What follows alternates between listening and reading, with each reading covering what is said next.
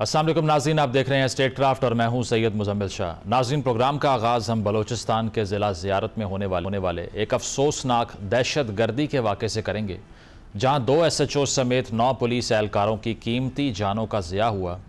Security हुकाम के मुताबिक क्लियरेंस ऑपरेशन में 15 दहशत गर्द भी हलाक हो चुके हैं। इस हवाले से हम प्रोग्राम के पहले हिस्से में तर्जुमान वज़ीर आला बलूचिस्तान शाहिद रिंद से बात करेंगे, लेकिन अगर हम Pakistan institute for conflict and security studies की रिपोर्ट की बात करें तो उनका क्लेम है कि मई 2026 में खैबर पख्तूनख्वा और बलूचिस्तान में शिद्दत पसंद हमलों में नुमाया इजाफा देखा गया है। इसके अलावा अगर सियासत की बात की जाए तो हम सब जानते हैं कि PTI आज़ाद कश्मीर इलेक्शन के मशरूत बाइकआउट का ऐलान कर चुकी है। अब PTI के तहफ़्फ़ुज़ात अपनी जगह, लेकिन इस बाइकआउट से PTI क्या हासिल करना चाहती है? हम पॉलिटिकल हिस्ट्री देखें तो पीपल्स पार्टी ने 1985 के गैर जमाती इंतखाबात का बाइकआउट किया था, जिसके बाद पार्टी क़यादत ने ख़ुद इसे सियासी गलती करार दिया। इसी तरह 2008 के इंतखाबात की बात करें तो PTI, जमात इस्लामी और महमूद खान अचकज़ई ने इस इलेक्शन के बाइकआउट का ऐलान कर दिया था, जिसके बाद हमने बानी तहरीक इंसाफ का यह बयान भी देखा था, जिसमें उन्होंने इस फैसले को अपनी सियासी ज़िंदगी की बड़ी गलतियों में शुमार किया। बहरहाल हम जानते हैं कि यह बाइकआउट सिर्फ आज़ाद कश्मीर के इंतखाबात तक ही महदूद है, लेकिन PTI जो ख़ुद को मुल्क की सबसे बड़ी सियासी जमात कहती है, क्या जॉइंट अवामी एक्शन कमेटी से इजहार यकजहती करते हुए इंतखाबात के मशरूत बॉयकॉट का ऐलान करना और सियासी मैदान खाली छोड़ना नून लीग और पीपल्स पार्टी को फ़ायदा नहीं पहुँचाएगा? इन तमाम मौज़ूआत पर अपनी गुफ्तगू का आगाज़ करते हैं। तर्जुमान बलूचिस्तान हुकूमत शाहिद रिंद साहब मौजूद हैं। शुक्रिया आपके वक्त का। शाहिद साहब बताइएगा, ये जो अफसोसनाक वाक़या हुआ है, 9 एहलकारों की जो शहादत का वाक़या है, अब तक की जो डिटेल सरफेस की हैं, क्या कहेंगे आप इस पे कि किस तरह से क्लियरेंस ऑपरेशन हुआ, इसके पीछे कौन है, और अब तक जो हमने ये सुना है कि 15 दहशत गर्द हलाक किए गए हैं, मोटिवेशन क्या थी, अटैम्प्ट क्या करना चाह रहे थे? जी, first of all thank you for giving me opportunity in your show.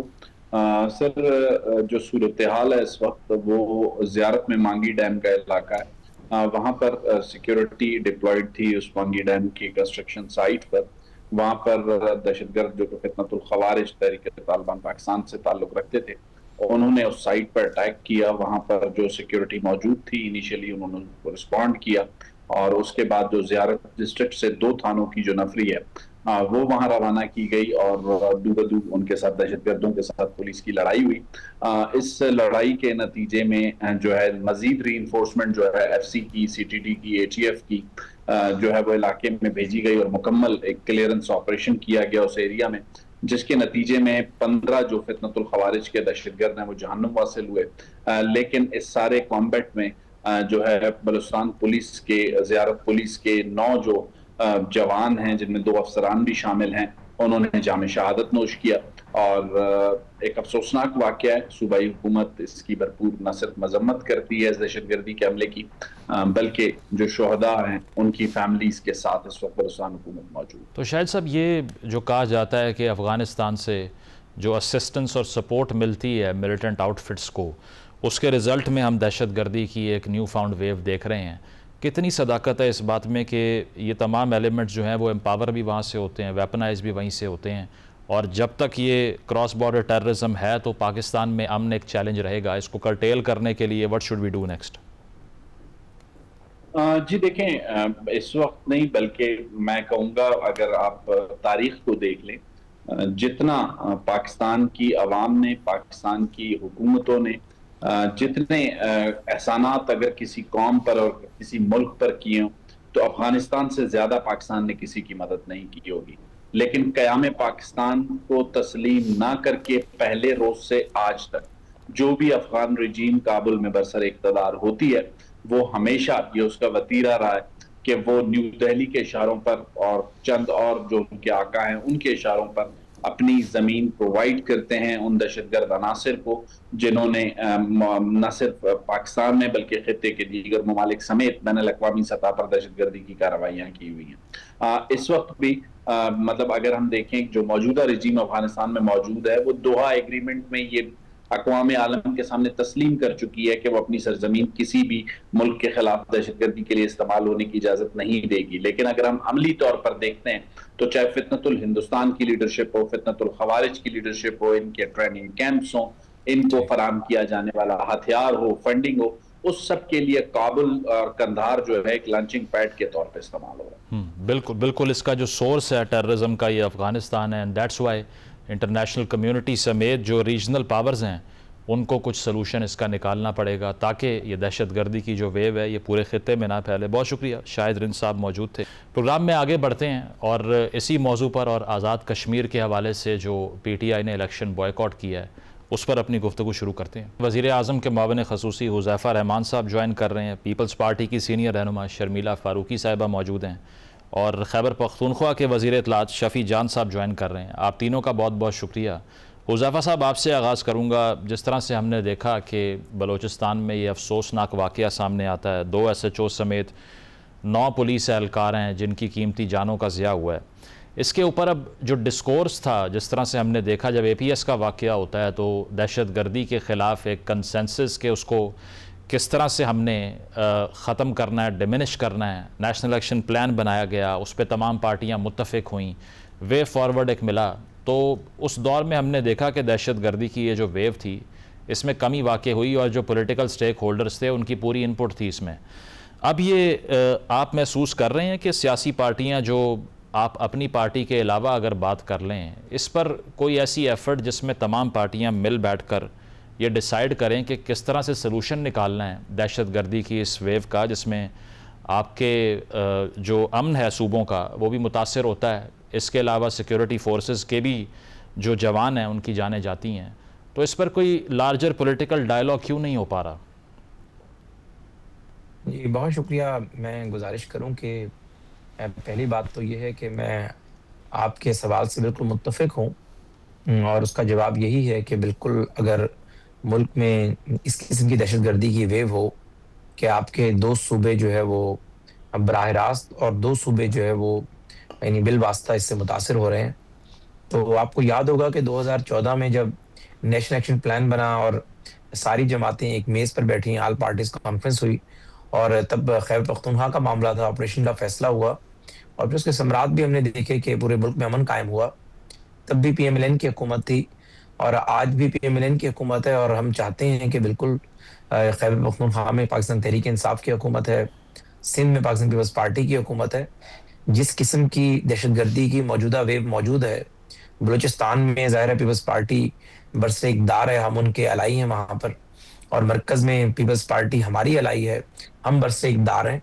और अगर आप KPK की बात करें, वहाँ पाकिस्तान तहरीक इंसाफ जो है वो बरसे इक़्तिदार है, लेकिन वहाँ पर भी दहशतगर्दी की बड़ी ही जो है वो हैवी वेव जो है वो मौजूद है। उसमें ज़ाहिर है हमारे जो पाक फ़ौज के जवान हैं, लॉ एनफोर्समेंट एजेंसीज़ के जवान हैं, आम सिविलियंस हैं, शहीद हो रहे हैं। तो इसमें तो कोई दो राय नहीं होनी चाहिए कि कोई भी जमात, चाहे वो PMLN हो, चाहे पीपल्स पार्टी हो या कोई और जमात, कि वो नहीं चाहेगी कि तमाम सियासी जमातों का एक कंसेंसस डेवलप हो, क्योंकि बेसिकली कंसेंसस इसलिए ज़रूरी होता है कि सियासी जमातें जो हैं वो आवाम की नुमाइंदा होती हैं और जिस किस्म की दहशतगर्दी की ये वेव है, यानी गोरिल्ला टाइप, यानी आते हैं, मार के चले जाते हैं, सॉफ्ट टारगेट्स देखते हैं और जो आपके नहीं SHO सबसे सॉफ्ट टारगेट है, उसका काम जो है वो दहशतगर्दों का मुकाबला करना नहीं है। लॉ एनफोर्समेंट एजेंसीज में वो सबसे नीचे होता है, उसका काम इलाके में क्राइम और बाकी चीज़ों को कंट्रोल करना है। उसका अगर मुकाबला दहशतगर्दों के साथ होगा तो लामहला पुलिस की वो इस्दाद कार नहीं होती। जब इस लेवल के ऊपर दहशतगर्द जो है वो पेनिट्रेट करने की कोशिश कर रहे हो, चाहे वो BL हो चाहे TTP हो, तो ज़रूरी होता है कि जो अवाम की नुमाइंदा जमातें होती हैं उनके साथ एक कंसेंसस डेवलप किया जाए और उनकी सपोर्ट से जो है किसी भी किस्म का ऑपरेशन किया जाए ताकि उसको अवाम की हिमायत हासिल हो। और मेरे ख्याल से मौजूदा सूरत हाल इस बात की मुतकाज़ी है कि हम तीनों जमातें, चाहे पाकिस्तान तहरीक इंसाफ है, चाहे पाकिस्तान पीपल्स पार्टी है या हम हैं, सियासी डिफरेंसेस अपनी जगह पर हैं। अगर पाकिस्तान होगा तो हम सियासत करेंगे एक दूसरे के खिलाफ। अगर नौबत ये आ गई है कि KPK में KPK का वजीर आला बगैर आर्मर्ड व्हीकल्स और प्रोटोकॉल या सिक्योरिटी के बाहर नहीं निकल सकता, बलूचिस्तान के वजीर आला साहब की भी यही पोजीशन है, सिंध और पंजाब कदरे महफूज है, लेकिन जाहिर है अगर इन 2 सूबों में ये लहर बढ़ेगी तो ये नहीं हो सकता कि सिंध और पंजाब भी उससे मुतासर ना हो। तो ये वक्त आ चुका है मेरे ख्याल से, हम सब जितने भी सियासी जोमा हैं पीपल्स पार्टी से चेयरमैन बिलावल साहब हैं, PMLN से शहबाज शरीफ साहब, मियां नवाज शरीफ साहब हैं, और पाकिस्तान तहरीक इंसाफ से इनके वजीर आला हैं, चेयरमैन बैरिस्टर गौहर हैं। जो लोग मौजूद हैं, हम सबको ये सोचना चाहिए, अचकजई साहब हैं, कि अगर दहशतगर्दी की इस वेव को यहाँ कंट्रोल ना किया गया तो उसका ज़ाहिर कोलेटरल डैमेज होगा और सारी जमातों को उसका नुकसान होगा, और फिर हम वही सोचेंगे कि अब क्या होगा जब चिड़ियाँ चुग गई खेत। तो मेरे ख्याल से मैं तो एक मुस्बत ऑफर करूंगा आपके सवाल की जवाब में अपने भाई शफीउल्लाह जान साहब को, कि आप बिल्कुल अपनी जमात के बिहाफ पे, अपने वज़ीर आला के बिहाफ पे ठीक। कोई ऐसा जो है वो ऑफर लेकर आए जिससे कंसेंसस डेवलप हो, और आप और हम मिलकर पीपल्स पार्टी की सपोर्ट के साथ इस दहशतगर्दी की वेव का कम से कम काला कमा करें, क्योंकि दहशतगर्द तो तहरीक इंसाफ का भी दुश्मन है, नून का भी दुश्मन है, पीपल्स पार्टी का दुश्मन है, बेसिकली पाकिस्तानियों का दुश्मन है। ठीक। तो उसके हवाले से हमारे ना नजरियात होने चाहिए, ना उसके हवाले से हमारी पॉलिटिक्स होनी चाहिए, उसके हवाले से सिर्फ हमारी सोच यही होनी चाहिए कि सबसे पहले पाकिस्तान। ठीक, बिल्कुल शर्मिला साहिबा, एक कंसर्न ये भी है कि पार्लियामान के फ्लोर का इफेक्टिव इस्तेमाल नहीं हो रहा, क्योंकि जो हम देख रहे हैं, ये रिपोर्ट भी जो सामने आई है Pakistan institute for conflict and security studies की, वो ये बताती है कि मई के बाद से दहशतगर्दी की जो वेव है इसमें और ज़्यादा इजाफा हो रहा है। फिर तालिबान रेजिम अफ़गानिस्तान में आती है, उसके बाद से आपने देखा कि जो टेररिज्म के वाक़यात थे, बेशक वो बलूचिस्तान हो, वहाँ से भी जो मिलिटेंट एलिमेंट्स हैं उनको सपोर्ट मिलती है अफ़गानिस्तान से।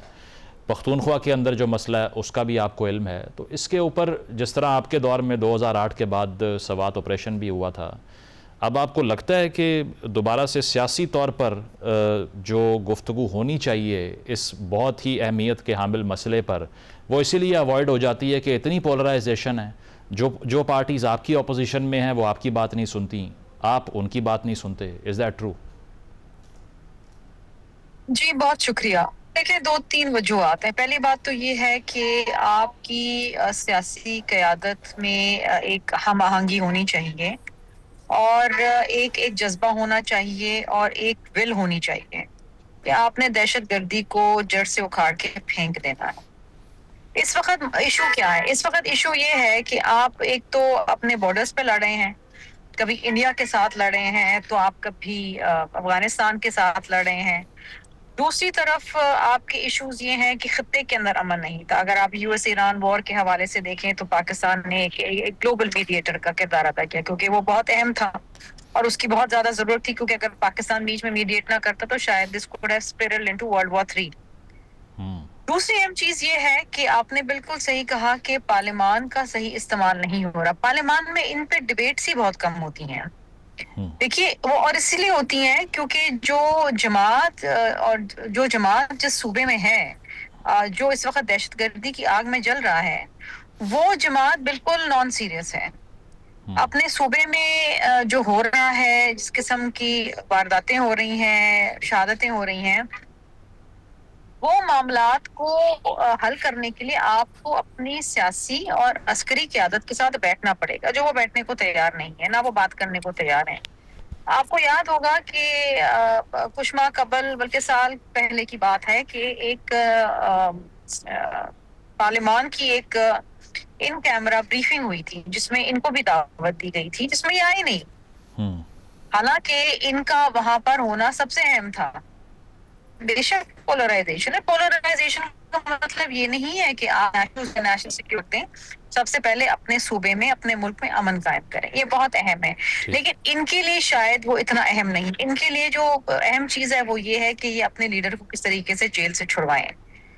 ये किसी भी संजीदा गुफ्तगू में या संजीदा किसी ऐसे एक्शन के अंदर बिलीव ही नहीं करते जिससे इनके सूबे में अमन कायम हो, और ये बड़ा अनफॉर्चुनेट है। हम बार बार ये कहते रहते हैं, आपके प्रोग्राम में भी कई बार कहा, ये अभी आप आएंगे, आप इनसे जब बात करेंगे तो एक लंबी चौड़ी तंबीह बांटेंगे और बहुत सारी चीजें ये आपसे कहेंगे जो कि बिल्कुल बेमायना होंगी। सबसे अहम चीज ये है कि आपने अपने मुल्क में, अपने सूबे के अंदर आपने लोगों की जानें बचानी है, आपने लोगों को अमन देना है, आपने लोगों को ये इत्मीनान और एतमाद देना है कि वो अपने सूबे में, अपने घर में, अपने शहर में महफूज हैं। वो ये देने में नाकाम रहे हैं। और इसका मतलब ये नहीं है कि आपकी अस्करी क़यादत जो है, या आपकी जो आर्म्ड फोर्सेस हैं, या आपकी जो इंटेलिजेंस एजेंसीज हैं, वो काम नहीं करी, वो कर रही हैं। लेकिन अगर आप उनके सामने खुद इन चीजों को रोकने के लिए की बजाय आप इन चीजों को फरोग देने के लिए खड़े हो जाएंगे, तो जाहिर ही बात है कि मामला फिर इसी नहज पे पहुंचेंगे जिस पे आज पहुंच चुके हैं। ठीक है, इस पे ये मालूम ये होता है जो आपने गुफ्तगू की है कि एक विल का और इंटेंशन का इशू है। प्रोग्राम में एक ब्रेक शामिल करते हैं, ब्रेक के बाद वापस आएंगे। Stay with us. Welcome back नाज़रीन, पैनल हमारे साथ मौजूद है, डिस्कशन को कंटिन्यू करते हैं। शफी साहब, आपने गुफ्तगू सुनी, एक तो आपसे ये गिला है कि नॉन सीरियसनेस है, दूसरा ये है कि अगर कोई दावत हुकूमत की तरफ से दी जाए तो बहुत से इजलास जो होते हैं उनका बॉयकॉट आप कर देते हैं 1 पॉइंट एजेंडा की वजह से, और दूसरा ये कि पार्लियामेंट के अंदर बैठ के कोई नेशनल स्ट्रेटजी फॉर्म करने की जब बात आती है तो उस पर भी आपकी इनपुट नहीं होती अकॉर्डिंग टू योर क्रिटिक्स। क्या कहेंगे इस पर आप? सबसे पहले मुजम्मिल साहब आपका शुक्रिया। मुझे शर्मिला बहन की पूरी बात की तो समझ नहीं आई। जहाँ तक उनकी नॉन सीरियस की बात जो है, मैं इससे इत्तेफाक नहीं करता, लेकिन बात बड़ी वाज़ेह है कि खैबर पख्तूनख्वा के डायनामिक्स बिल्कुल चेंज है। खैबर पख्तूनख्वा के डायनामिक्स ना सिंध की तरह है ना पंजाब की तरह है, और खैबर पख्तूनख्वा ही सबसे ज़्यादा इफेक्ट हो रहा है जो फ्रंट लाइन सूबा है। देखिए, अगर खैबर पख्तूनख्वा में आग लगेगी तो उससे पूरा पाकिस्तान तपिश महसूस होगा। मेरी बहन ने तो बड़ी आसानी से इल्ज़ामात जो है वो खैबर पख्तूनख्वा हुकूमत पे लगा दी, लेकिन शायद उनको हक़ाइक़ का कुछ पता नहीं है, क्योंकि इन पे खुद ये गुजरी नहीं है। ये तो खुद बड़े आराम से सिंध में या फिर पंजाब में या इस्लामाबाद में ही होते हैं। खैबर पख्तूनख्वा से इनका कोई ताल्लुक नहीं है। इनको मैं याद दिलाता चलूं कि 2008 में इनकी हुकूमत थी फेडरल में, और सूबे में ANP की और ये के साथ कोलिजन में थे, और तब सबसे ज्यादा अमन व अमान की जो हालत थी तब बड़ी खराब थी। जब सुबह हमारे हवाले किया गया तो यहाँ पे खुदकुश हमले थे, यहाँ पे कारोबारी हजरात इस्लामाबाद मूव कर चुके थे, यहाँ पे कोई कारोबार करने वाला नहीं था, कोई इन्वेस्टमेंट तो दूर की बात। हमने उस सूबे को आज माशाल्लाह अपने पांव पे खड़ा कर दिया है। देखिए, हमारा जो एक नजरिया है या जो हमारी एक इस दहशतगर्दी की जंग के बारे में जो हमारा लाएअमल है वो इसलिए चेंज है कि आप 20 साल से यहाँ पे मिलिट्री ऑपरेशन कर रहे हैं, और 20 साल से ना आप दहशतगर्द खत्म हो रही है ना दहशतगर्दी खत्म हो रही है यहाँ पे। तो 20 साल से आप जो मिलिट्री ऑपरेशन कर रहे हैं तो इसका मतलब ये हुआ कि ये इसका हल नहीं है। अगर आप इसी पॉलिसी के साथ 21 साल या 22वें साल भी स्टिक रहें, आपको वो सूदमंद रिजल्ट मिल ही नहीं सकते। तो इसका एक ही हल है, वो मुज़ाकरात है, वो बातचीत है, वो जिरगा है, वो कबायली मशरान है, जो हमारे स्टेक होल्डर हैं। अगर आप स्टेक होल्डर को लूप में ही नहीं लेते और आप इस्लामाबाद के बंद कमरों में टाई सूट लगा के खैबर पख्तूनख्वा के फैसले लेंगे तो फिर इस किस्म के ही रिजल्ट निकलेंगे। अब वो हजरात जो खैबर पख्तूनख्वा के बारे में फैसले लेते हैं, शायद वो हजरात जो हैं कभी खैबर पख्तून आई ही ना हो। अब शर्मिला फारूकी साहिबा ने जिस तरीके से क्रिटिसाइज किया, शर्मिला फारूकी साहिब की गवर्नमेंट जब थी उसी टाइम में सबसे ज्यादा हालात खैबर पख्तूनख्वा में खराब थे। हम यहाँ पे एक हमला होता था, एक धमाका होता था और लोग अगले धमाके के लिए तैयार होते थे। ऐसी कंडीशन थी इस सूबे की। इस सूबे के हमने उस कंडीशन से निकाल के आज अपने पांव पे खड़ा किया है। हाँ बिल्कुल, इस वक्त फाटा के जो हमारे जिले हैं वहां पे अमन व अमान की हालत जो है वो बेहतर नहीं है, और यही सबसे बड़ा चैलेंज जो दरपेश है खैबर पख्तूनख्वा हुकूमत को, वो अमन व अमान की सूरत हाल है। हमने यहाँ पे असम्बली के अंदर एक जरगा कराया जिसमें तमाम पॉलिटिकल फोर्सेस को जमा किया, तमाम सिविल सोसाइटी को जमा किया, तमाम मकतबा फिक्र से ताल्लुक रखने वाले लोगों को जमा किया।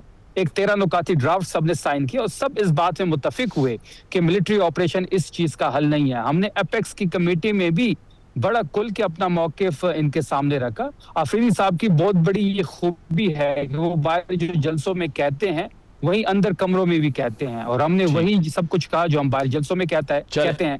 हमने बड़ा खुल के अपना मौक़िफ़ इन सबके सामने रखा, और आज भी हम ये कह रहे हैं कि मिलिट्री ऑपरेशन इसका हल नहीं है। ये हमें 1% NFC में मुजम्मिल साहब देते हैं जो कि 3% पे जाना था। 1% हम उस पे इस्तेमाल करते हैं जो टेररिज्म से इंफ्रास्ट्रक्चर डैमेज हुआ। ना हमें ये CTD के लिए कुछ देते हैं, ना हमें बाकी फोर्सेस को स्ट्रेंथन करने के लिए फेडरल हुकूमत वैसे वो जो डाटा है ना शफी साहब, सरकारी दस्तावेज ये कहते हैं कि पिछले 5 सालों में 34 खरब रुपए से जायद के आपको फंड्स मिले हैं वॉर ऑन टेरर की मद में, NFC अवार्ड की मद में। तो ये बिल्कुल इनसफिशिएंट है। अब सुन लें, 31 अरब का पैकेज हमने एक दिया है जो CTD और स्पेशल ब्रांच के लिए, जैसे ही अफरीदी साहब ने हल्फ उठाया, ताकि हम अपना CTD स्ट्रॉन्ग कर सके, अपना स्पेशल ब्रांच को मजबूत कर सके। ये काम फेडरल हुकूमत का था, सूबा कर रही है। अभी जो हमने बजट पेश किया, पहला कंपोज बजट खैबर पख्तूनख्वा हुकूमत ने पेश किया, जिसमें सबसे बड़ा हिस्सा एजुकेशन का है, फिर तालीम का, फिर सेहत का है, और फिर पुलिस डिपार्टमेंट का है। हमने 191 अरब रुपए इस साल बजट में रखे हैं अपनी पुलिस के लिए। सही। हुज़ैफा साहब, आपने गुफ्तगू सुनी, वो ये कह रहे हैं कि अगर आप फैसले सारे वफाक में बैठ कर करेंगे और वो हम पे इम्पोज कर देंगे तो फिर वो सलूशन नहीं है। कंसेंसस हकीकी तो ये है कि हमारी इनपुट सुनी जाए। और दूसरा, मैं चाह रहा हूँ कि आप भी इस पर कमेंट कर दें कि आज़ाद जम्मू कश्मीर के जो इलेक्शंस हैं, इसके बॉयकॉट का जो ऐलान तहरीक इंसाफ ने कर दिया, क्रेडिबिलिटी पे सवाल नहीं आ जाएगा ओवरऑल प्रोसेस के? बेशक आप ये कह लें कि उनकी पॉपुलैरिटी नहीं थी गिलगित बल्तिस्तान में, लेकिन अगर एक बड़ी पार्टी रेस से आउट हो चुकी है तो उससे तो फिर सवाल खड़े होंगे रिजल्ट के ऊपर। बहुत शुक्रिया। मैं कोशिश करूंगा कि आपका जो मेन सवाल है और ये फिर जो आपने जुज़वी सवाल है, दोनों के जवाब दूं।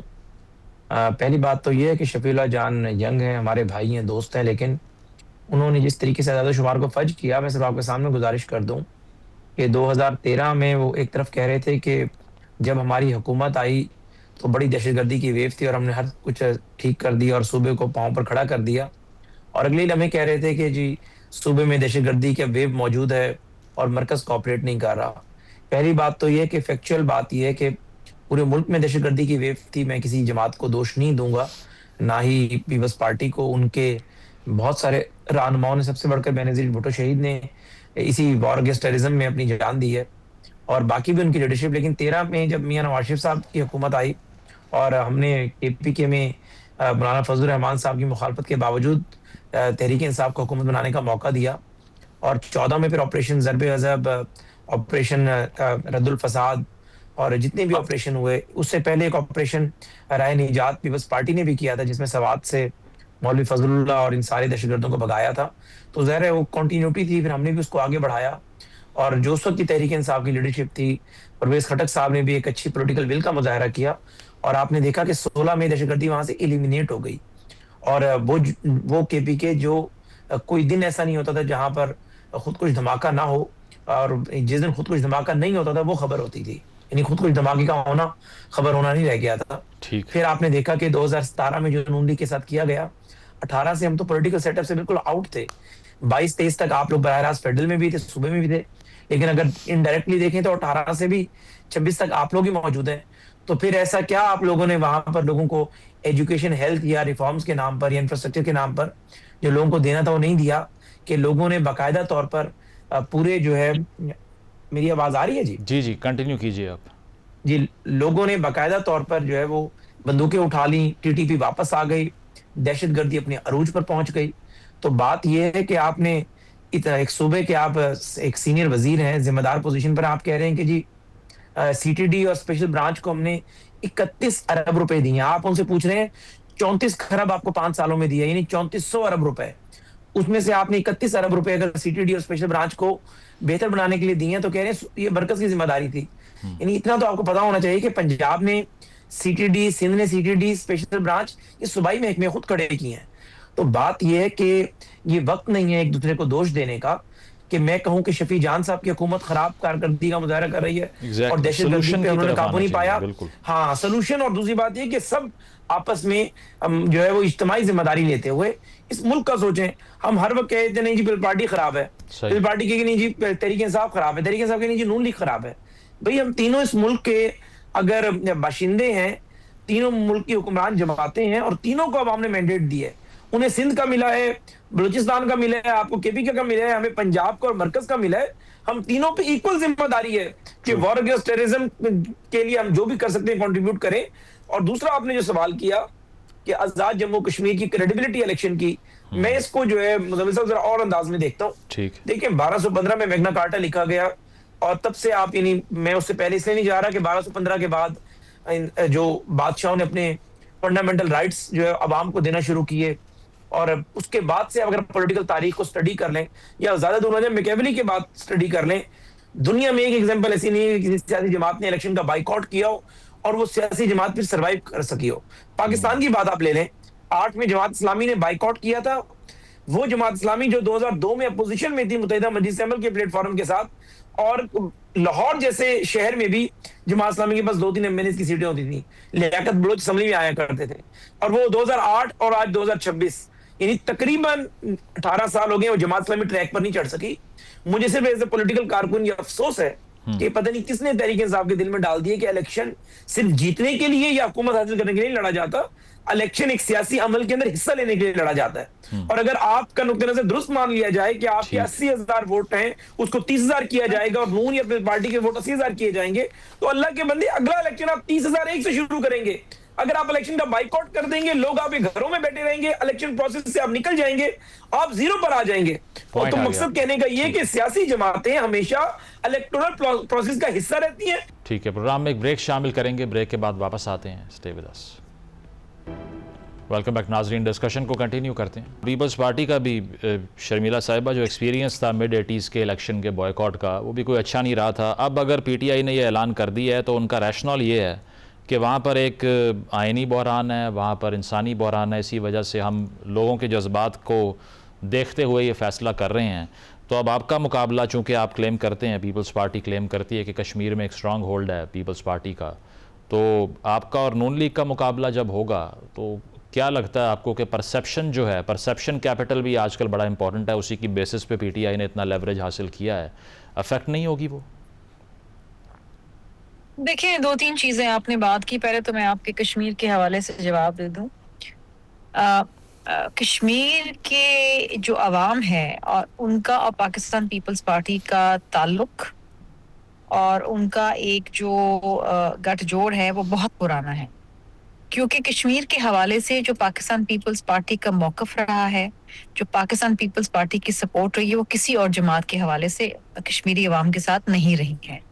शहीद जुल्फ़िकार अली भुट्टो साहब से लेके बीबी शहीद साहिबा तक, फिर सदर जरदारी तक और अब चेयरमैन बिलावल भुट्टो जरदारी साहब, कश्मीरी अवाम जानते हैं कि अगर उनके हक की, उनके जद्दोजहद की और उनके मसाइल की बात कोई करता है और हल करता है तो पाकिस्तान पीपल्स पार्टी करती है। तो मुकाबला तो बड़ा दिलचस्प होगा और इंशाल्लाह ताला पीपल्स पार्टी वहां पर अपनी हुकूमत बनाएगी। अब आ जाते हैं इनके बाइकआउट का, इलेक्शन बाइकआउट। पीपल्स पार्टी ने बिल्कुल 85 के अंदर इलेक्शन बाइकआउट किया और वो पीपल्स पार्टी का सही फैसला नहीं था और उसके बाद आज तक मुश्किल से मुश्किल हालात रहे हों, कड़ी से कड़ी सोबतें रही हों, लेकिन पीपल्स पार्टी कभी भी मैदान छोड़ के नहीं भागती, मुकाबला डट के करती है। और आपने देखा बीबी शहीद को हराया गया इलेक्शन में, वो 17 सीटों के साथ ऑपोजिशन में बैठी। इसी तरीके से हमने 2013 के इलेक्शन के अंदर देखा, बम धमाके होते थे, हम कैंपेन नहीं कर पाते थे, उसके बावजूद हमने इलेक्शन का बाइकआउट नहीं किया। हमें सब हर चीजों का इदराक है लेकिन इलेक्शन का बाइकआउट नहीं किया। दूसरी चीज उन्होंने कहा कि जब इनको हुकूमत मिली थी तो उस वक्त बम धमाके होते थे, पूरे मुल्क में बम धमाके होते थे। बिल्कुल सही, ये अपनी CTD को फाल ना करते हैं। आपको पता है इन्होंने अपनी CTD को फाल ही नहीं किया पहले दौर में, और फिर इनके जो इससे सुहेल आफरीदी से पहले जो इनके बड़े दबंग वजीर आला थे वो फाल ही नहीं थी CTD।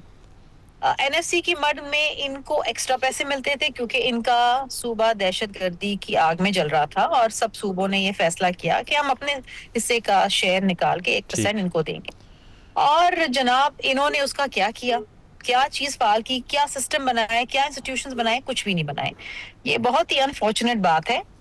और मैं समझती हूँ कि जब आपने मुझसे ये सवाल पूछा कि 2008 में स्वात में ऑपरेशन हुआ, वो इसलिए हुआ कि उस वक्त सदर जरदारी साहब सदर मुमलिकत बनने जा रहे थे और पीपल्स पार्टी की हुकूमत जो है वो इक़्तिदार में आई थी बीबी साहिबा की शहादत के बाद, और हमने ये डिबेट नेशनल असेंबली में कराई। ठीक है, पॉइंट आ गया। तमाम जमातों को ऑन बोर्ड लिया था, सही, नेशनल कंसेंसस क्रिएट की थी और फिर हमारी मुसल्लह अफवाज के साथ उसकी सपोर्ट में पूरी कौम खड़ी थी, इसलिए वो स्वात का ऑपरेशन कामयाब हुआ। पॉइंट आ गया। मैं इसका यहाँ पर अब वो पॉलिटिकल विल नजर नहीं आ रही। बिल्कुल बिल्कुल बिल्कुल। ये शफी साहब एक तो इसको रिस्पॉन्ड कर दें, दूसरा आज़ाद कश्मीर वाला जो फैसला है, अब इसके ऊपर आपके जो नाक़दीन हैं, नून लीग ये बात करती है, वो ये कहते हैं कि आपको उम्मीदवार नहीं मिल रहे थे, आपस में झगड़ा हो गया था, टिकट की तकसीम के ऊपर एक बहुत बड़ी डिवीज़न क्रिएट हो गई थी, तो आपने एक पॉलिटिकल क्राइसिस का नाम दे के विड्रॉ कर लिया। हालांकि हमें पता है कि PTI